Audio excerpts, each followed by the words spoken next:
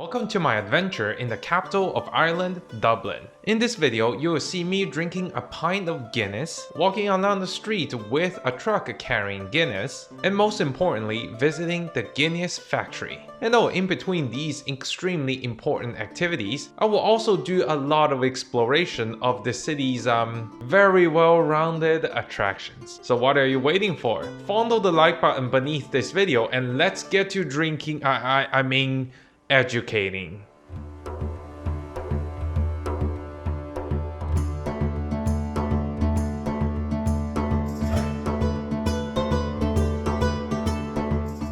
Well, top of the morning to you. It's another beautiful day here in Dublin, and of course I have to begin my day with a full Irish breakfast in an Irish bar. Thank you so much. Yeah, look at this. Yeah, sausages, of course, baked beans, yeah, an egg, oh, beautiful egg. And here is the white. They call it, what is it, like some kind of like the white and the black. These are basically pork's blood. This one is without pork's blood. It's like a mix of grains and then innards of the pig. And then down here is potatoes. Of course, nothing in Ireland has to come without potatoes. Like everything has potatoes, and of course, bacon. And our discovery of Ireland's capital began with St. Stephen's Green, a large park situated in the south of the center, which started as a nobleman's idea to green up an area notorious for being the poorest region in the entire city. However, its latter history was much more interesting. And later it got into the hands of the Guinness family, yes, the one with the beer. And then they are very generous. They donated this entire park to the public, and in fact a lot of the Irish really like the Guinness family, not only because of its beer, but also because of its generosity. There's one entire district on the other side of the park that you can see that is completely built by the family in order to provide free housing for its workers. And this site is also a very famous place for the 1916 rebellion. A bunch of men and women, about 1,500 of them, decided to fight against the British during the First World War so that they can gain their independence sooner. They decided they're gonna set up trenches around here in this lake. But the problem is that the groundskeeper of this park was not very happy. He has a range of exotic ducks in that pond. So he decided to negotiate a truce with both sides, the British and the Irish, and say that, you know what, if I can feed my ducks for 30 minutes a day, you're gonna stop firing for 30 minutes a day, okay? And they said, fine. So that's one of the funniest things that happened during the rebellion. Of course, it was crushed a week later. Well, but the British made a fatal mistake. You see that at the time, the Irish rebellion was not very popularly supported because 250,000 Irishmen were serving in the British army. So basically fighting against the British army was kind of fighting against your brothers and sisters and your father and things like that. So the public were not exactly keen on that. But the British made a fatal mistake. You see, after the war, they started executing the people who participated in rebellions. So they sentenced 90 of them to die. School teachers who took a week of break from Scotland to come here to fight in the war, right? And there are people who are just basically a writer, a poet, killed. And then that's a problem. People start making them martyrs, right? Like they are just like normal people. Why are you killing them because of something that, you know, everyone wanted to do but never had the courage to do so? And yeah, that created this building behind me, this one. Yeah, this is the original Irish Parliament in the 1919. So the process from executing people on the streets and then eventually ending up with the first independent Irish republic was basically because, you know, people were very angry at that. So the British started killing one of them. By number 16, they realized, holy shit, like everyone's against us. Maybe we should stop. But the damage was already done. Most of the people are extremely angry, and then the British started arresting people who are simply you know, being disobedient. They put all of them into one jail, and guess what? That doesn't work exactly well when you have rebellious ideas and you decide to put all of the people who want to have an independent Ireland into the same island. Yeah, and that's exactly what happened. In 1916, they were arrested. 1917, they were released. 1918, they came up with that building and declared Ireland an independent place. How they do that? Well, they participated in general elections, and then they just told the people, if you want us to be independent, vote for us. And then we will not go to the parliament in London, and we will form our own republic. And in 1919, the Republic Ireland was born. But the country was formed, but the war was just beginning. You see, the British made a final mistake. And the British were saying, we're gonna send 13 secret agent, okay, 13 James Bond, right here into Dublin, and we're gonna assassinate the leader. Well, here's the kind of ish problem, right? Since you're a secret agent, secret, it's in your name. They did the first thing that's not very secret here in Dublin. Right down here, away from this castle right here. By the way, it's built by the bad guy in Robin Hood, King John. And then they landed here in the docks, and the first thing they did was they took a group picture, all 13 of them. And then they decided that, you know what, it's time to get to our job. And one of them gets caught. And then immediately just like, hey, hold on, where are all of those other 12 people coming with you, eh? And then decided, oh my god, all of these are secret agents coming over to destroy our newly found republic. We can't let that happen.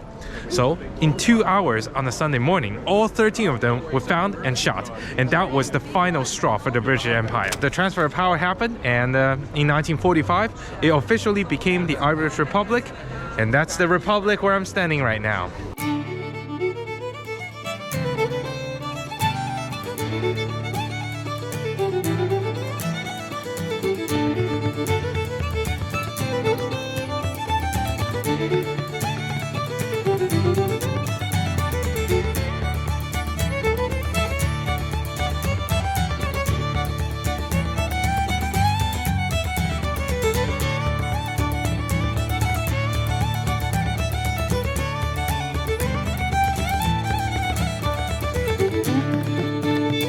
Basically inevitable that I have to talk about the famine. 1840s, some kind of a potato disease came up, and that basically devastated the entire crop of all of the potatoes here. And even though it's considered a famine, it was more of a strategic, how do I say this, resource limitation by the British, because only the potatoes were suffering. But here, the island also produced a lot of other crops, and also milk and dairy and meat and all other kinds of food.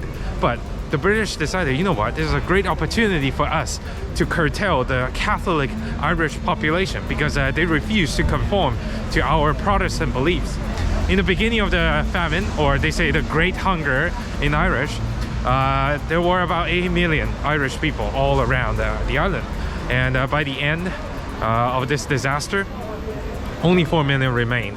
2 million died of hunger, while every single day the British would have armed guards to transport all of the dairy, the cheese, the meat, all the way back to other countries or to the United Kingdom mainland. And yeah, and another 2 million people decided to move. That's how you get an Irish pub in basically every single part of the world. And you even have one here in Bolivia, the highest Irish pub in the entire world. And across the road is the famous GPO, General Post Office of Ireland. It was built here around 1818 and has been serving as the general most important post office in the entire republic. But I'm not dragging you here to talk about stamps and collections. No. This building served a very important function in 1916 during the revolution. This was the headquarters of all of the leaders during that revolution. So all of the most important people were housed inside. And then, right in front of these steps, they declared the independence of Ireland as a republic. And then they read it aloud to the people out here on the steps. And you can see the original copy in the museum down here. And what is really interesting is that, of course, the fighting later led to this headquarters because the revolution was failing. And you can actually see a lot of bullet holes wedged inside some of these columns, even though the entire interior was destroyed in a fire during the revolution. So it's really one of the coolest post offices you can ever see here in the entire Europe. Well, for lunch, there's no better way to have it in a traditional Irish pub. Look at this, it's so lively and nice. And it's barely 1 o'clock, and yeah, I'm already in the mood.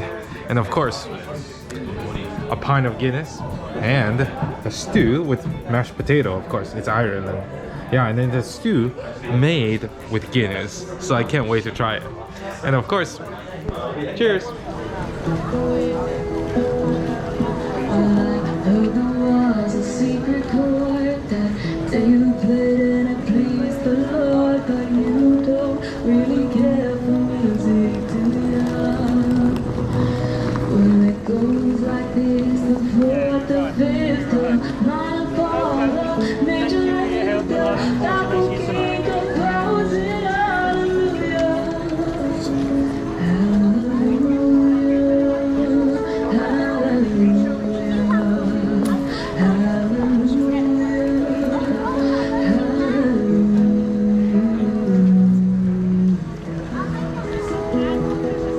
Baby, I've been here before. I've seen this room and I walk this floor.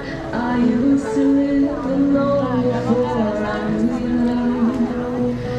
And I've seen you fly on marble arch, and love is not a picture arch, it's a golden sun broken hallelujah. It was like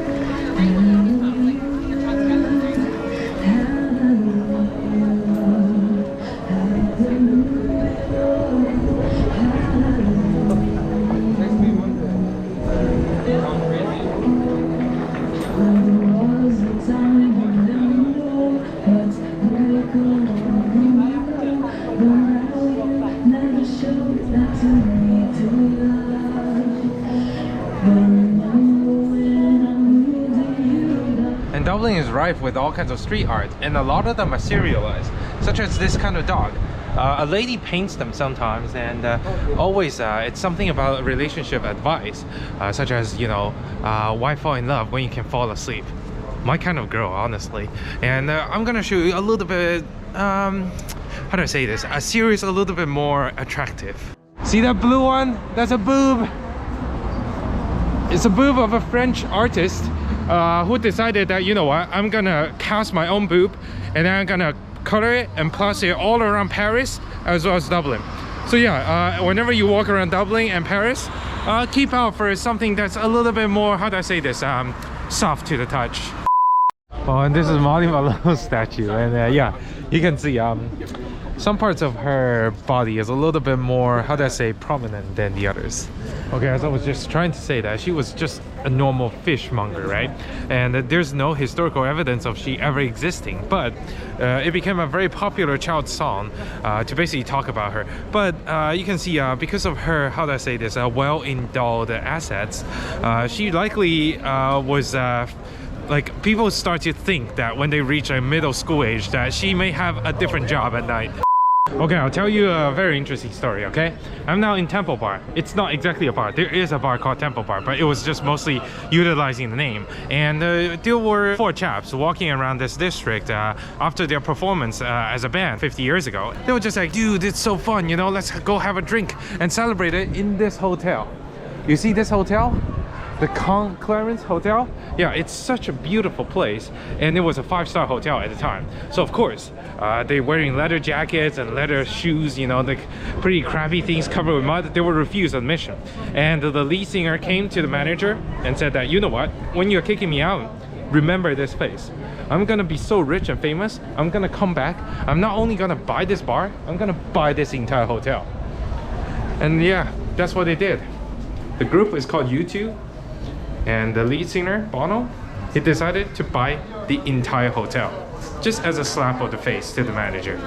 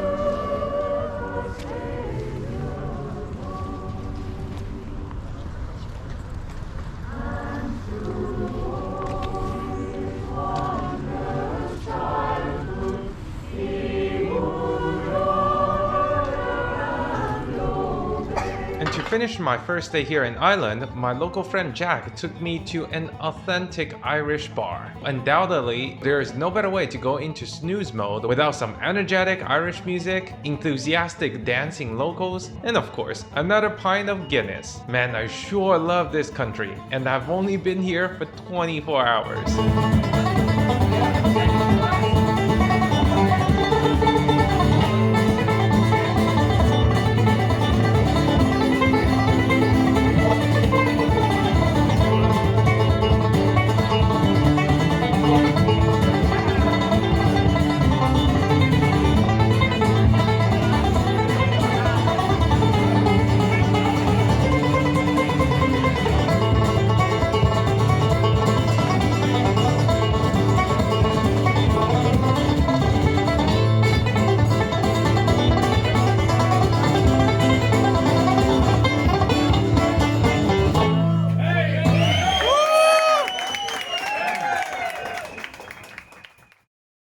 Day 2. And right behind me across the street is Trinity College, one of the most prestigious and most important universities here in Ireland. And it also houses one of the most famous basically tourist sites or just books in general, the Book of Kells. It is one of the most iconic religious texts in the world because it was carved and made by monks in the 8th and 9th century. It must be extremely impressive, so I can't wait to go in and check it out. The university has been around for centuries, but it has always refused admission to women. Until 1904, when the dean at the time said that it will be over my dead body would women step across this very campus. Well, he died next year, and women were officially welcomed here in Trinity College. And in fact, nowadays, women constitutes of 55% of the student population. Now, more women than men study here.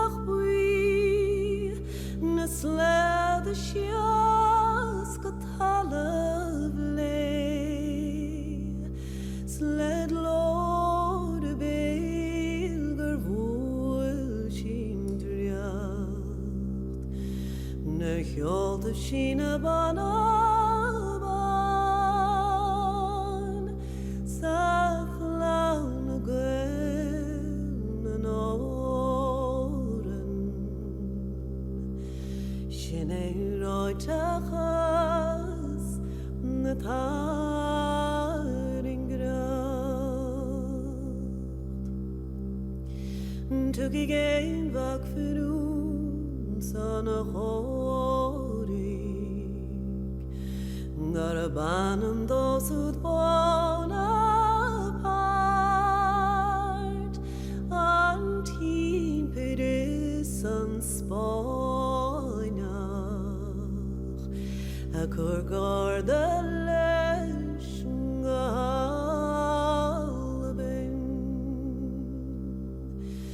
Ní vexúd chias ásta le háitre bhrí na Saxon dát gan buchan crín le foiir a glíomh gom winnig tíal a nárdóibh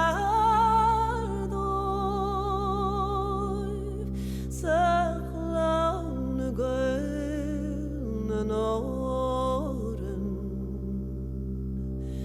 sin é ráiteachas. And now I'm on top of the famous Halfpenny Bridge. Like, look at this crooked little lamp. Yeah, one of the most famous bridges out here in Dublin. And yeah, that is also my reminder that if you're liking this video of my adventure here in Dublin, please consider clicking the like button. And also subscribe if you want to see more adventure like this, okay? Let's continue the journey.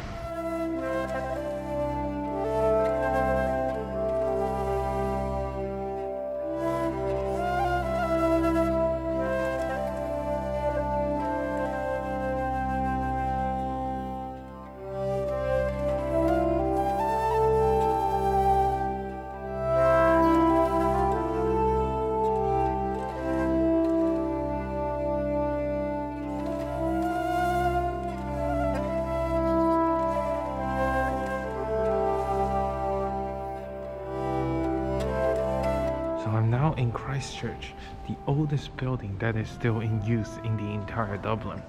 And it was founded actually by a Viking king called King Silkenbeard. Honestly, I want to have a name as badass as his.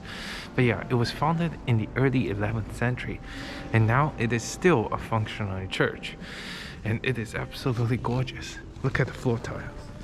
But the most important thing and the most interesting thing should be seen in the crypt. And right here you see the heart of St. Lawrence O'Toole. He is the patron saint of Dublin, and after he has died in 1180, he was brought here and his heart was cased in this heart-shaped box, and has been a very, very important relic for a lot of pilgrims. But the story is not over yet. In 2012, so just a few years ago, a thief decided to come over and visit this church. And then he, instead of stealing all of the other gold or even important religious symbols like these ones, he decided to steal this heart.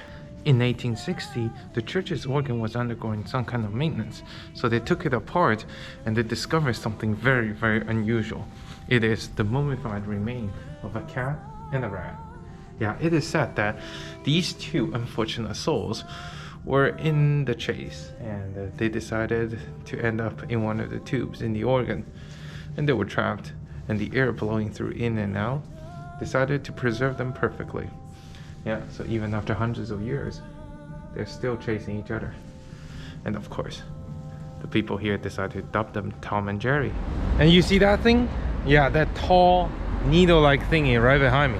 Yeah, that is the famous Spire. It's actually a sculpture, because it actually has no functional power whatsoever. So it's only there for decoration's sake. So it is 120 meters tall, yeah. And it is claimed to be the tallest sculpture in the entire world. And I can see why. Not many cities would be willing to spend millions of dollars to put up a needle that's like 40 stories tall and doesn't do anything. But truly, it is an icon of Dublin. Yeah, it's beautiful. In the bottom, it's 3 meters wide, and in the top, it's only 15 centimeters wide. Huh, no wonder the locals call it Stiffy by the Liffey. Well, the Irish food extravaganza continues, and here's another fantastic Irish lunch. I think this is a Coddle. Yeah, this is a Coddle, which is a very, very traditional Irish stew. Oh, it's like more like a potato combination stew. And here is the traditional Irish stew itself. Yeah, some people think adding carrots to it is like blasphemy, but I think it's great. Yeah, it's some kind of lamb and potato in a very traditional sauce. And then there's a normal bread, stout bread, and then sourdough. I think that's the three. And of course, wash it down with some stout. Yeah, this is gonna be great. Let's like try some of the sausage stew. Yeah, it's like Coddle, because the sound it makes from all of the food left over from the week. They decided to put it together and just boil them together, and the sound they make is like Coddle, like kutu kutu kutu. Yeah, that's why it's called Coddle. And then the traditional stew is like more meaty and heartier. 298 frozen patties later. Right behind me on that side is the famous Guinness storehouse, situated in this almost Victorian-esque neighborhood. Yeah, all of these stone buildings are the original ones, and they are still being served as vat houses, as brewery houses, and just as storage. You can even see here, it says vat house number 4. Yeah, and then you can see all of the buildings are the old stone buildings from like the 1700s. Yeah, you can even see the tracks they used to transport things here.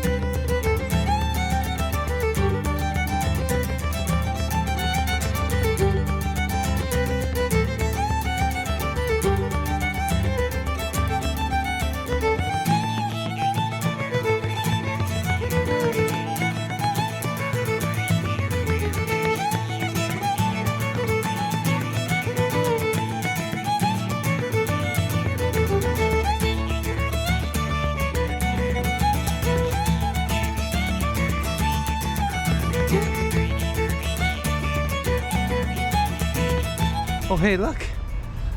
It's St. Patrick's Tower. Do you think, maybe, am I the only one? Okay, I'm the only one. Okay, moving on.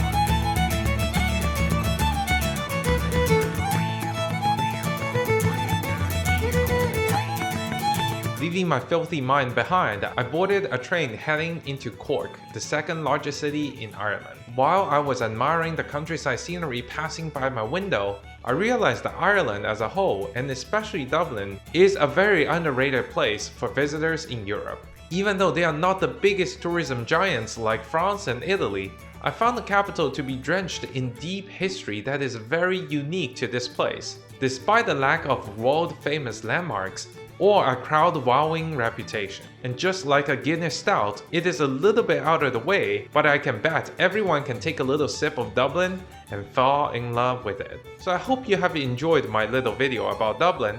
And if you did, please click the like button, and also don't forget to subscribe, because an 8th century Celtic legend claimed that if you subscribe on any Irish travel vlog video, it is gonna bring you a lifetime of good luck. So my dear newly acquired subscribers, I will see you in the next part in Cork of Ireland.